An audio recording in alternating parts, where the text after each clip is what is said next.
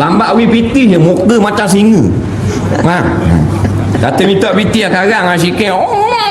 Bunyi macam kucing belong. Perempuan ya gitu ya.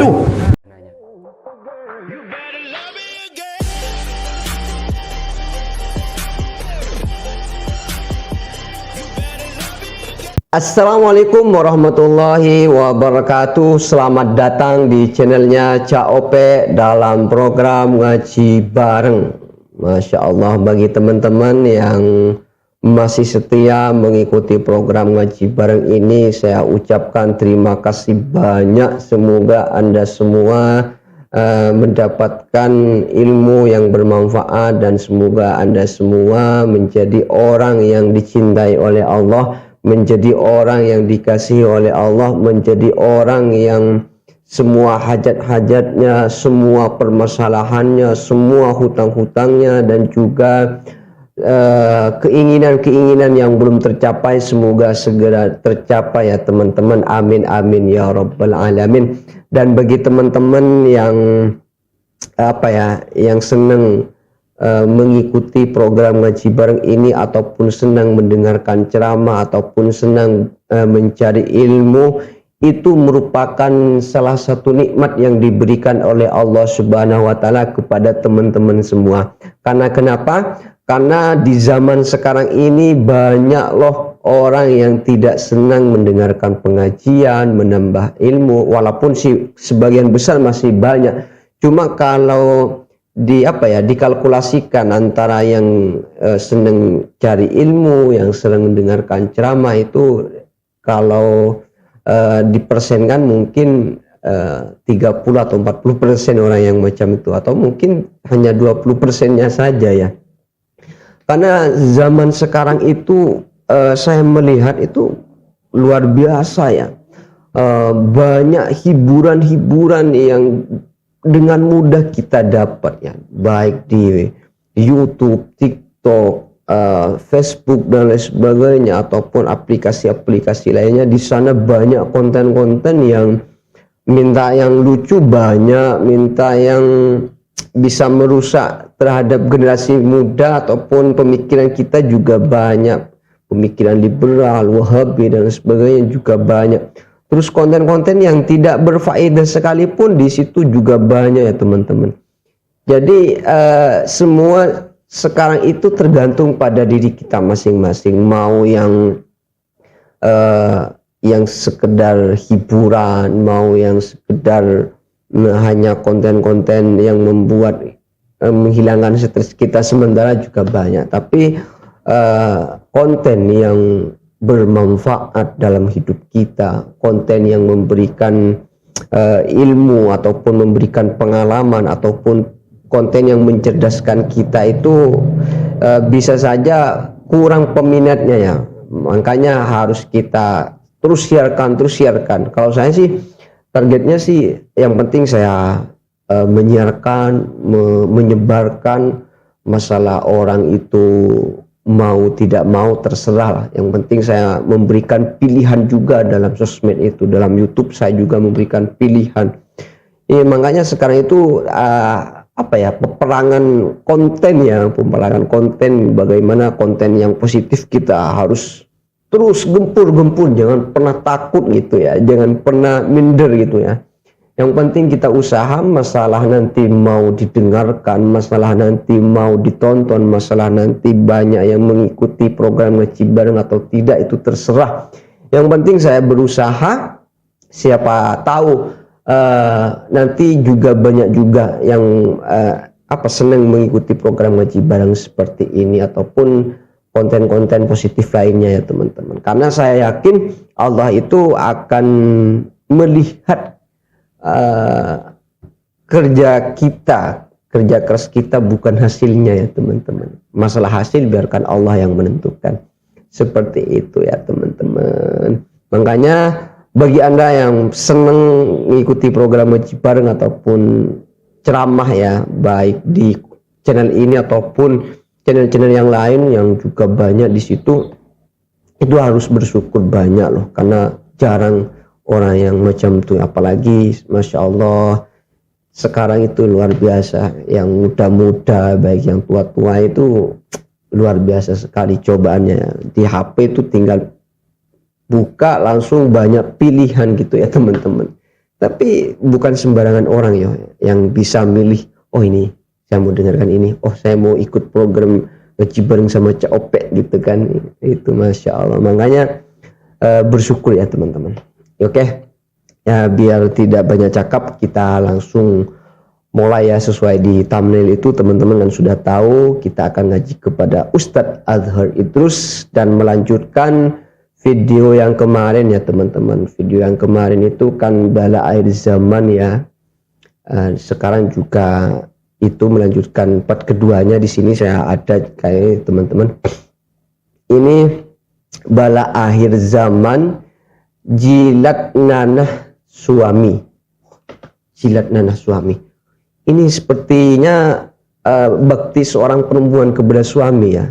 Jilat nanah ya. Mungkin suaminya itu lagi kena penyakit ataupun kena apa ya, sehingga keluar nanah sama istrinya mungkin dijilat ya ataupun apa, kurang tahu juga. Yang pasti biar kita tidak banyak pertanyaan pun juga, biar penasarannya hilang, mari kita tengok, mari kita dengarkan. Tapi yang pasti seperti biasa kita harus siapkan mata, telinga dan juga hati. Bismillahirrahmanirrahim. Don't go anywhere, stay here and check it out. Rasulullah, kalau darah dan nanah keluar daripada tubuh suamimu satu tubuh, kemudian kamu isteri jilat dengan lidah sapa licin, belum lagi tunai hak suami.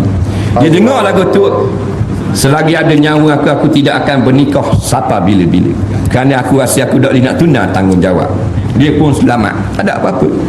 Nah, jadi walaupun semua badan suami itu banyak nanahnya, banyak luka-lukanya, sampai dijilat sama istrinya, itu masih belum cukup ya untuk lepas dari tanggung jawab ya. Mungkin seperti itu teman-teman. Menarik ya. kita tak usah kata tak nak jilat berdarah nanah di suami. Lambat wi piti je, muka macam singa. Kata minta piti sekarang sikit bunyi macam kucing belong. Perempuan ya gitu ya. Betul tak? Tak boleh lambat sikit. Nah, bukan surah ni, surah lain. Nah, ke-36 putus asa daripada rahmat Allah. Wallahu subhanahu wa ta'ala a'lam. Udah ya. Soalan saya ada simpanan sekarang. save ayat-ayat Quran dalam handphone saya dalam bentuk suara, bukan tulisan. Soalannya macam mana bentuk penjagaannya, adakah sama seperti ayat Quran biasa? Oh ya. Ini masalah baru yang tidak sebut di dalam kitab-kitab Qur'an, kitab-kitab salah. Ya, dulu kan nggak ada rekaman ya. Hukumnya tidak sama dengan mushaf. Mushaf Quran, kulit dia kita tak boleh sentuh kalau tak ada air sembahyang. Tak usah kata isi dia, kulit dia tak boleh sentuh. Tetapi kalau suaranya sahaja, maka tidak sama dengan mushaf. Kita boleh sentuh handset tu, telefon tu kita boleh pegang di mana-mana tempat juga dalam keadaan hadas besar ataupun hadas kecil. Itu HP apa punya Ustaz itu ya? HP ini kan 11 tahun yang lalu ceramahnya ya teman-teman. Menarik ya. Tetapi setengah ulama seperti yang difatwakan oleh ulama-ulama mutaakhirin, umpamanya Syekh Muhammad Jabrin dan beberapa orang ulama di Mesir memberi fatwa sunat menganggap benda itu seperti Quran. Sunat kita anggap lagu tu, iaitu kita tidak pegang dalam keadaan kita berhadas, tapi bukanlah wajib seperti mana Quran mushaf itu sendiri, kerana dia hanya mengeluarkan suara, dia sama dengan kaset dan jisimnya tidak ada. Kalau ada berjisim tulisan yang lekat yang tidak akan hilang, maka hukumnya dia sama dengan Quran. Tapi kalau tulisan sekalipun ada kha, dan kha itu kalau kita tutup hilang, kita buka baru keluar, maka ketika keluar tulisan tu dah disentuh dengan tangan. Kalau kita tutup tulisan tu tak ada, tubik nombor telefon semula, boleh terus semula ke atas digit nombor tu. Dia sama dengan Quran yang kalau kita rendam dalam air hilang tulisan, maka kertas tu kita boleh buat buku lain pula, boleh buat nulis. Kalau hilang dengan sebab rendam. Ada. Oh, jadi sekarang kan zamannya canggih ya teman-teman. Di handphone saya kan ada Al-Qur'an, ada macam-macam kitab juga kan. Berarti kalau Al-Qur'an itu kayak di telepon itu juga hukumnya sunnah ya, disunnahkan untuk menghormati sebagaimana Al-Qur'an biasanya itu ya. Oh, jadi kalau misalnya punya wudu berarti bisa ya teman-teman. Dapat pahala sunnah mungkin. Cuma pahala sunnahnya itu dapat di mana ya? Biasanya kan sunnah itu hal yang pernah dilakukan Rasulullah, ucapan Rasulullah. Terus ini sunnahnya di mana maksudnya? Mungkin menisbatkan ke hal yang lain ya, mungkin teman-teman juga dulu pernah ada ataupun kertas ataupun apa ya, mungkin dinisbatkan, mungkin dikaitkan seperti itu mungkin. Soalnya kan dulu nggak mungkin kan ada handphone yang Android macam sekarang ya kan. Oh iya, berarti menurut Ustadz itu disunahkan menghormati. Tapi walaupun nggak punya wudu, misalnya di dalam HP kita ada Al-Qur'annya, itu nggak apa-apa ya, mungkin seperti itu. Karena tidak permanen ya. Pun cetakan sekarang kalau kita rendah dah hilang. Sebab tu fatwa ulama-ulama mutaakhirin masalah Quran buruk dengan bakar. Tapi kalau kita buka kitab-kitab lama, dia suruh bakar, dia kata rendah air. Sebab wakilnya berbeza. Quran dulu tulis tangan, bila kita rendah dia akan hilang. Dalam masa 3-4 hari semua menjadi putih, dibawa hanyut oleh air yang kita rendam. Nah, maka bila jadi putih, kata ulama, hilang nama Al-Quran. Hak putih tu kita boleh buat tulis buku lain. Buku nak tulis tulisan dunia pun boleh dah. Nah, tapi kalau dalam bab mushaf sekarang kita kena bakar sampai hilang tulisan, sampai tak ada lagi buku, sampai hangus, barulah sah kita maknanya tinggalkan begitu saja tanpa ditanam, cuma sunat ditanam. Maka dalam bab kalau ada ayat tu, ketika ada ayat dia sama macam Quran, jangan setuh ke ayat. Bila hilang ayat, dia hilang rupa Al-Quran, maka sunat saja. Maka hak ni tak ada ayat, suaranya saja, sunat kita hormati juga. Kalau bab lakah, sunat tak lakah. Kalau bab tak ada air semayang, sunat jangan setuh. Ini ilmu semua ini ya teman-teman yang Masya Allah. Pertanyaan, mana lebih afdal? Saya seorang janda 40-an. Uang mana? Kalau janda ini kok. Saya seorang janda 40-an. Ada canggih tau. Janda 40 tahunan mungkin ya. Setiap waktu berulang alik ke masjid. Baguslah. Untuk solat berjamaah atau sembahyang sendirian di dalam bilik rumah saya. Yang kedua, anak perempuan saya 18 tahun. Dia tidak menutup aurat, tetapi pakaiannya ketat sebagaimana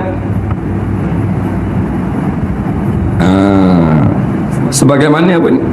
Trend masa kini. Oh, trend. Itu dia jauhi trend. Baik. Apakah hukumnya? Yang ketiga, apa hukum jiran saya seorang isteri masih muda saban malam ke masjid untuk solat tanpa pengetahuan suami?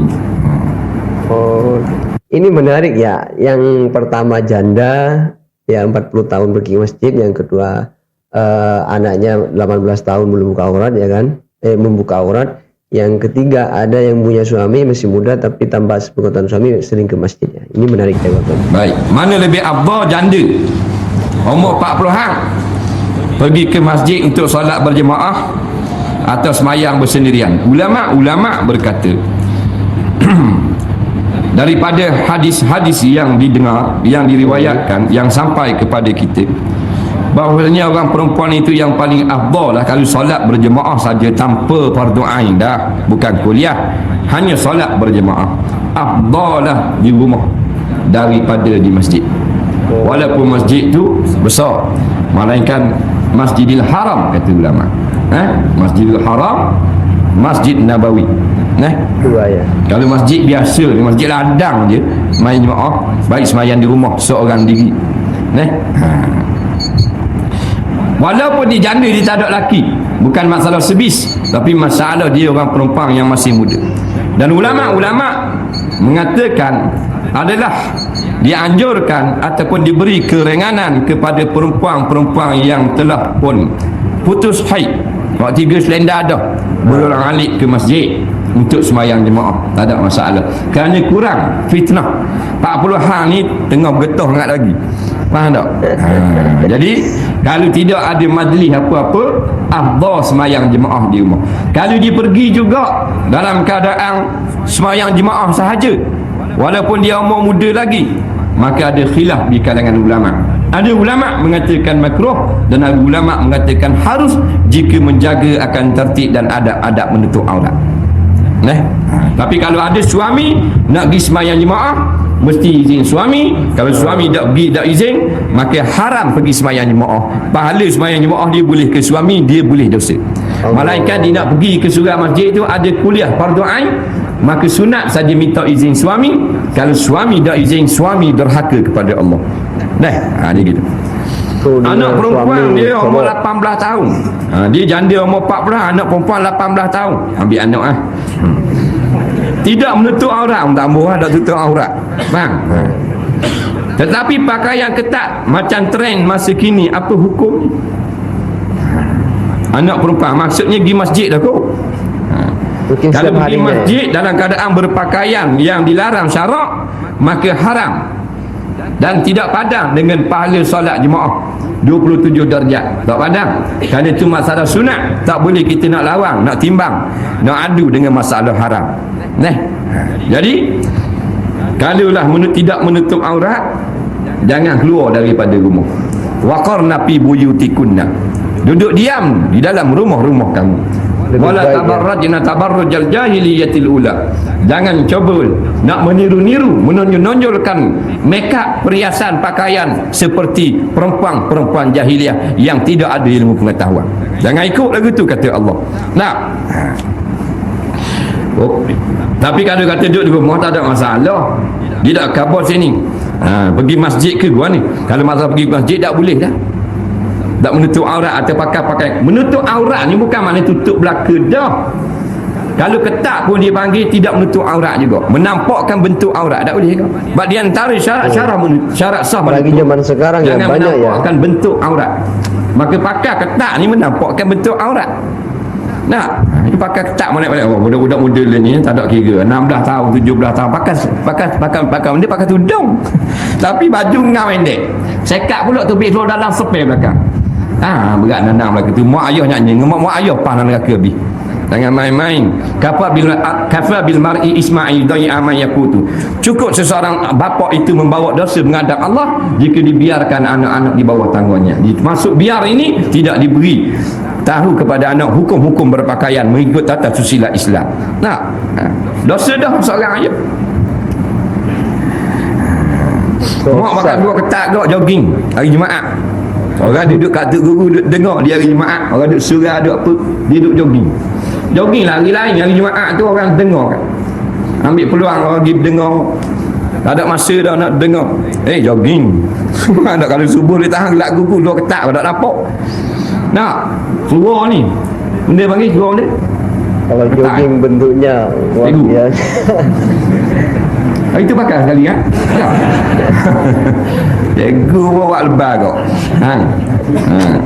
Menggoda ya perempuan tu ya. Bukan jogging tu haram. Pakai luar ketat tu haram. Jogging tak haram, jogging ya. Beli 3 malam tak balik. Tak ada masalah. Pakai luar ketat tu menunjukkan aurat pada orang ramai. Bukan 18, mak dia luar ketat. Mak tu luar ketat dia bergending-gending macam genaka buruk. Faham? Senang lah buat depan orang ramai lah, ngekeng lah macam-macam. Kita tengok lah TV buat gini akak tangan kekeng, tunduk macam-macam pesing. Orang benda-benda lagu tu kita apa nak tunjuk depan khalayak ramai. Benda-benda lagu tu dia mastur, dia kena tersembunyi. Buat dalam rumah. Senang-senang itu buat dalam rumah tu depan orang ramai, boleh lihat ada. Bodoh, kata bodoh tu. Kalau orang lelaki lain lah, orang perempuan, al-mar'atu aurah fahbisuhunna fi buyutihinna. Perempuan itu, orang beriman mendengar molek, kata Rasulullah, mereka sebenarnya adalah keaiban, benda yang aib kalau tunjuk ke orang. Fahbisuhunna fi buyutihinna, maka mu kena tahan mereka, simpang mereka di dalam rumah-rumah kamu. Kat mana Islam kita? Ada sehaki satu demi satu, satu demi satu. Nanti biar tengok kan, tunjuk aerobik berlagu. Senang berirama. Ada cikgu saya kau duduk depan, tukang kabur. Nampak? 1, 2, 1, 2, 3, 4. Kau tu kelangat pai kau belakang. Bahkan dua ketak impal rambut dah nak tudung. Merah pula. Ni kata. Batu Nabi kata, "Bapa ramai sangat umat aku masuk dalam neraka orang puang ni." Allah. Wazalika likillati ta'atihina lillahi wa rasulihi. Kerana mereka sangat kurang yang taat kepada perintah Allah, perintah Rasul. Nabi tengok dalam api neraka seorang perempuan yang digantung dengan rambutnya dan dibakar api neraka daripada bawah, masuk api neraka daripada dubur, keluar ke mulut. Nabi kata, "Bapa ni?" Kata malaikat Jibril, "Innaha kanat la tughatti ra'saha minar rijal." Atau kama qala, dia dulu di dalam dunia tidak menutup rambutnya sahaja daripada pandangan laki-laki di luar rumah. Tu Rasulullah. Tak percaya Rasulullah, beli mozaik buat jarak mati. Jangan tanam dengan kubur Islam kalau tak percaya Rasulullah. Jangan guna nesang macam orang Islam. Beli mozaik 3 kotak, cadang sudah. Apa hukum jirang saya seorang isteri masih muda saban malam ke masjid untuk solat tanpa pengetahuan suami? Dia begini, dalam masalah wajib, masalah darurah, tak wajib minta izin suami. Dia yang wajib minta izin perkara yang bukan wajib, perkara yang bukan darurah. Mana perkara yang bukan wajib, nak semayang jemaah sahaja, wajib minta izin suami. Sekalipun dia minta izin sekali saja. Bang, tiap-tiap malam maghrib isyak saya nak minta izin dah nak pergi semayang jemaah di masjid kat rumah ni. Tak. Dia kata tak apalah. Boleh lah. Boleh tiap-tiap malam tanpa perlu lagi minta izin sampai kepada tarikh suami itu akan tarik balik. Mula sekarang saya dah benar dah pergi surat, baru jadi haram semula. Tapi kalau kes macam mari malam ni, mari kerana kuliah ilmu, kerana nak dengar ilmu benda-benda yang wajib, sunat minta izin suami. Kalau suami tak izin, kita boleh langgar juga kereta, tidak derhaka. Pegang tu, kemas molek-molek. Benda-benda yang tidak wajib, wajib minta izin. Benda-benda yang wajib, sunat minta izin. Di antara lagi, bukan wajib, bukan sunat, benda darurah. Rumah terbakar, tak wajib minta izin suami. Nak telefon suami, bomba kata tu beg lah kak, nanti lu nak telefon suami, you tu beg ke tak? Bomba kata mu angus muang duduk dalam, malah aku bodoh punya curi rumah. Faham? Allah. Ular masuk dalam rumah, ular kapok api, ular terus sela anaconda. Takkan nak tunggu lagi tu beg lu ketik dah mampu keras. Tak? Kalau mati kita tak susah tok laki kita, tak nikah apa kiamat. Jawab lalu. Konsep sikit. Mana benda-benda darah lagu tu, tak nak utuh rumah nak terbalik, nak banjir besar pun tu tak payahlah, tak perlu pada izin suami. Kena faham baik. Tapi kalau benda yang jarang berlaku, nak temu natu, nak pergi kat orang nikah, nak temu untuk besar macam-macam lah, makan pulut, makan kenduri, makan gula, jemputan kahwin, tak kau anda apa pun, tu wajib minta izin. Kalau klinik sakit perut lagi klinik, tak wajib minta izin. Beras ada dalam rumah, kena pergi kedai pasal suami dah ingat nak beli semalam, tak wajib minta izin, sunat tadi sebab lapar perut nak makan. Itu masalah lain. Masya Allah, itulah tadi ya teman-teman. Alhamdulillah kita sudah bisa mengikuti dan menyelesaikan program ngaji bareng kepada Ustadz Azhar Idrus, yang mana barusan itu membahas tentang apa ya, perempuan, pasangan seorang perempuan dan istri, tata cara pamitan ya kepada suami ya. Misalnya seperti janda ya, janda kalau misalnya mau ke masjid, terus anak yang membuka aurat, terus istri yang masih muda ya kan, yang pengen jemaah di masjid cuma nggak izin, itu kan semuanya dibabat habis, dijawab habis sama Ustadz Azhar Idrus, yang mana pada intinya seorang perempuan itu apabila ingin melakukan hal yang sunnah, maka itu harus wajib untuk izin ya, minta izin kepada suaminya. Akan tetapi apabila seorang perempuan itu ingin melakukan hal yang wajib, itu tidak wajib untuk minta izin, tapi harus izin ya teman-teman. Itu Yang saya tangkap seperti itu dari Ustadz Adhar itu tadi. Cuma apabila kita itu dalam keadaan bahaya kan, misalnya kita lagi ada di rumah, tiba-tiba rumah itu kebakaran dan lain sebagainya, apakah kita akan tetap di situ nunggu izin suami? Ya nanti kita bisa gosong dong. Berarti itu dalam keadaan mudarat ya teman-teman. Itu kalau misalnya keadaan sudah mencengkam, rumah sudah kebakar, kita itu harus keluar dari rumah itu biar nggak gosong ya teman-teman. Itulah gunanya kalau kita ngaji ya teman-teman, banyak manfaat loh. Dan kita sebagai seorang laki-laki, terutama saya yang mau menikah nanti lagi, itu bisa dijadikan nanti kalau saya nggak ngizinin istri saya itu cari ilmu, menuntut ilmu, apalagi tentang ilmu haid ya, maka kita itu sebagai seorang laki-laki nanti punya dosa loh gitu. Apabila kita mampu untuk mengajarkan sendiri ya nggak apa-apa, walaupun misalnya mungkin istri mau, mas saya mau ikut kuliah tentang haid misalnya di mana di sana, terus suaminya berpikiran ya ini nanti kalau dia ikut ngaji bisa ketemu sama mantannya, ini bahaya. Ya udah saya nggak izinin, lah saya mau belajar mas, saya mau gini mas, misalnya seperti itu ya teman. Udah saya akan ngajarin, saya tahu semua tentang haid itu. Mungkin dari itu mungkin nggak dosa teman-teman, karena kita melarangnya itu kita siap untuk ngajar sendiri ya teman-teman. Tapi kalau misalnya kita itu tidak mau ngajari sendiri, istrinya nggak tahu, nggak diajarin, itu mungkin jadi sebab dosa juga teman-teman. Ini hanya pemikiran saya. Kalau misalnya ada yang salah ataupun keliru, bisa teman-teman luruskan di kolom komentar di bawah ini. Oke teman-teman, saya kira program Ngaji Bareng pada kesempatan kali ini saya cukupkan. Mohon maaf apabila ada kesalahan. Ihdinas siratal mustaqim. Assalamualaikum warahmatullahi taala wabarakatuh.